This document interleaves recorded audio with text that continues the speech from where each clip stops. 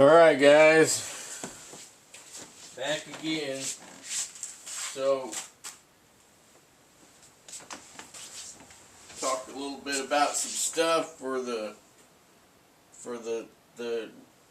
Ruck Marche this weekend.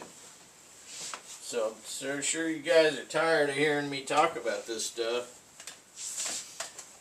But, oh well, there's other channels, right? So what am I going to take with me? Well, the powers to be that are putting it on, they said, well, you got these certain stipulations. You know, you gotta wear a military uniform. There's the Recon, which is the overnighter, right? So you gotta do 25 clicks, do an overnight, and then march back 25 clicks the next day. And so that's the basic stipulation for that, which is the one that I picked, right? Because if I'm gonna get out there, I'm just, I'm gonna make a trip of it, right? I'm gonna get out there and set myself up, do a few videos. I figure I'm gonna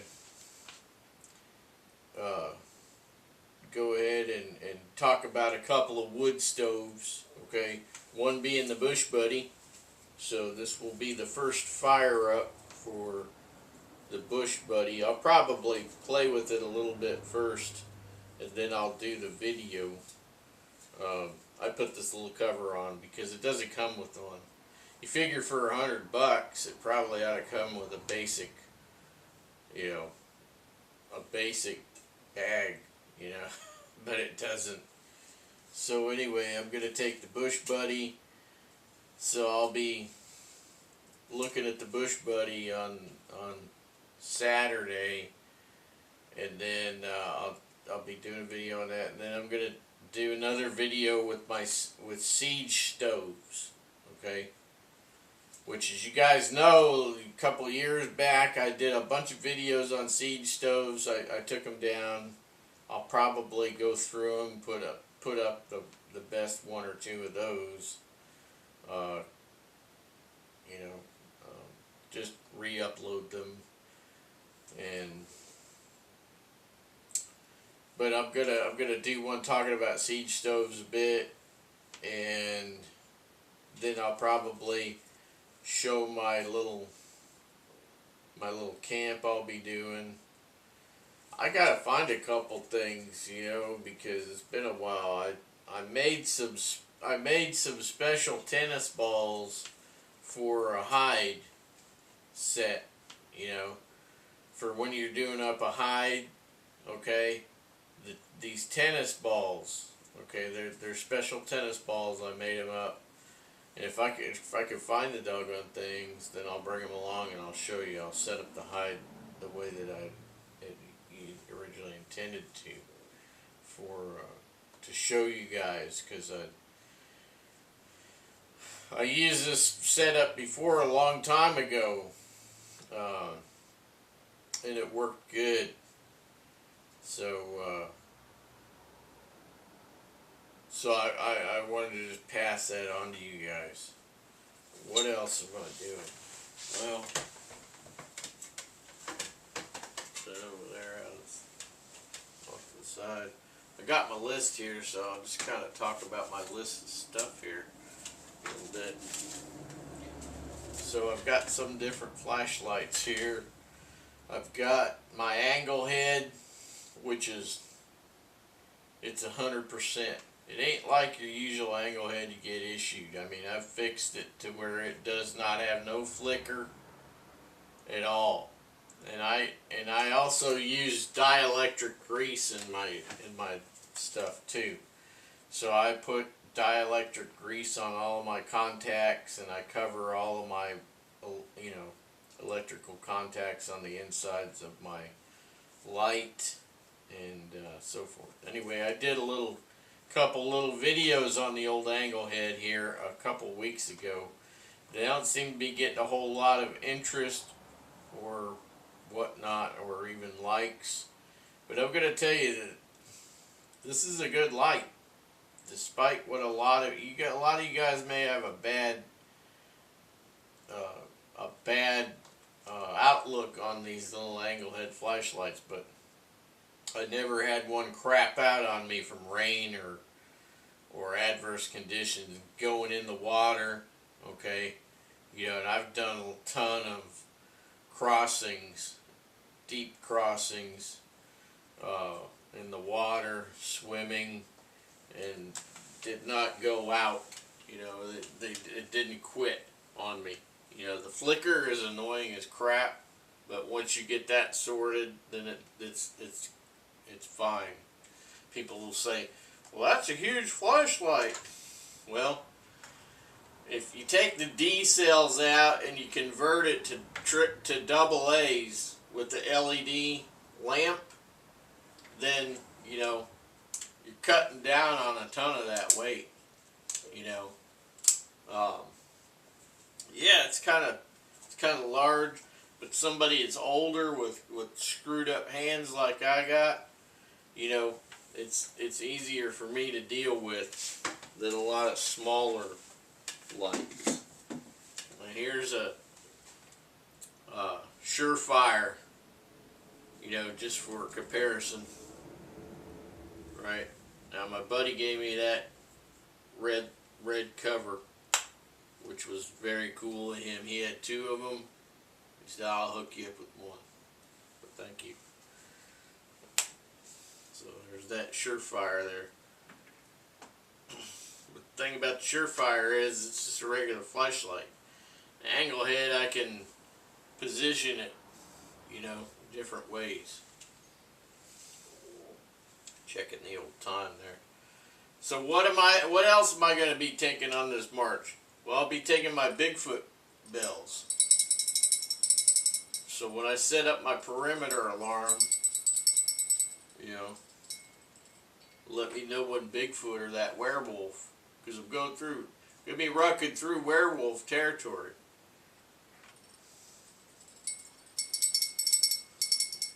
If they show up, I'll be waiting for them. I got my bear spray. Might just hack them off. Anyway, I'm taking 2 bear sprays. Gonna be in civilian territory and all. Won't have any protections from the military, because it's a civilian deal.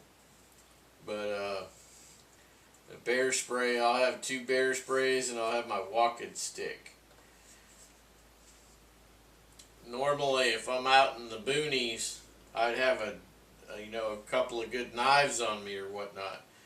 But a fixed blade knife is a felony around here. Yeah, you tell me. Crazy. It's part of your Second Amendment. Right to keep and bear arms shall not be infringed, but they infringe upon our rights every day, don't they, guys? Yeah, you can't protect yourself anymore like you used to. But you got to do your best. So 2 bear sprays, walking stick, and I'm taking my cold steel shovel. And I'm gonna tell you, there's a guy. You look him up. He's online there somewhere. He's got a record for the most confirmed kills with a shovel. I think it's like 11 or something like that. But anyway, your old shovel will do him in if necessary. How it'll do against Bigfoot or werewolf, I probably won't see you guys again. Alright? Let's just put it that way.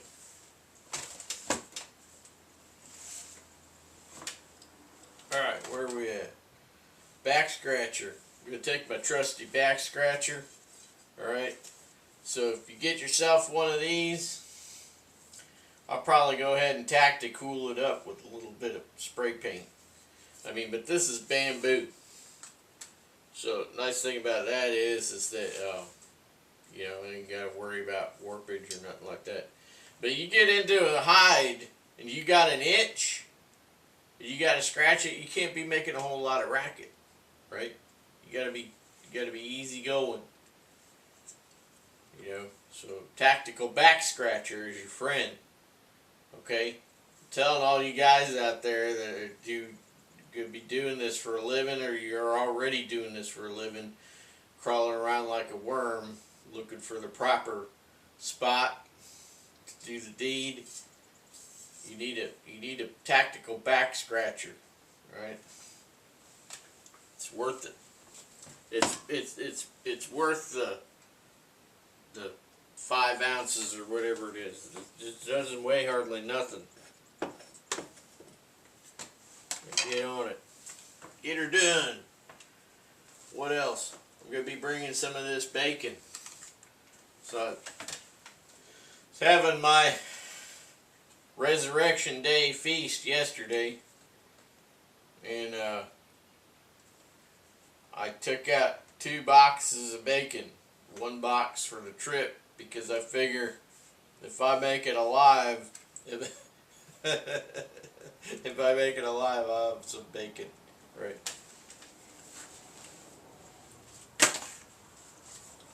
Alright, so let's take a look at this list here real quick. Got about 3 minutes.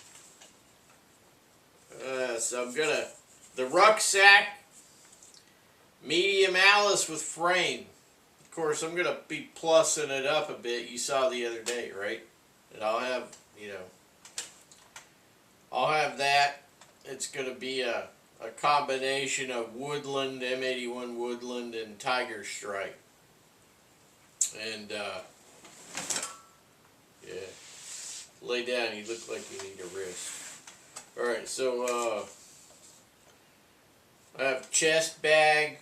In the chest bag, I'll keep my snacks. I have my angle head and my Boy Scout pocket knife. Yeah, just the little stuff. All right, so I'm gonna break this up into my categories. Okay, I've got 6 categories now, and I've talked about the 6 categories before. Years ago, I used to just call it 4 categories and leave the other 2 as kind of like, you know, common sense. But I've found that common sense is not real prevalent anymore in this day and age, so I added those 2 categories into the category system, and so now I've got 6 categories instead of 4. Tell you what those are. Shelter, fire, water, and food, right? Those are the 4 original categories. And then the common sense categories were navigation and medical, okay? But they're not so common sense anymore for the average folks, so I added those back in. This thing's gonna start squawking.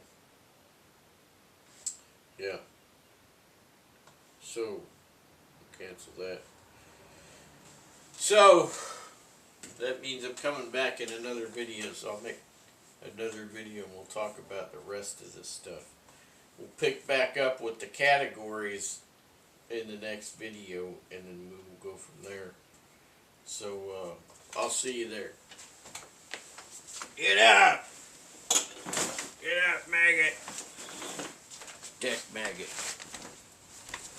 Bye-bye!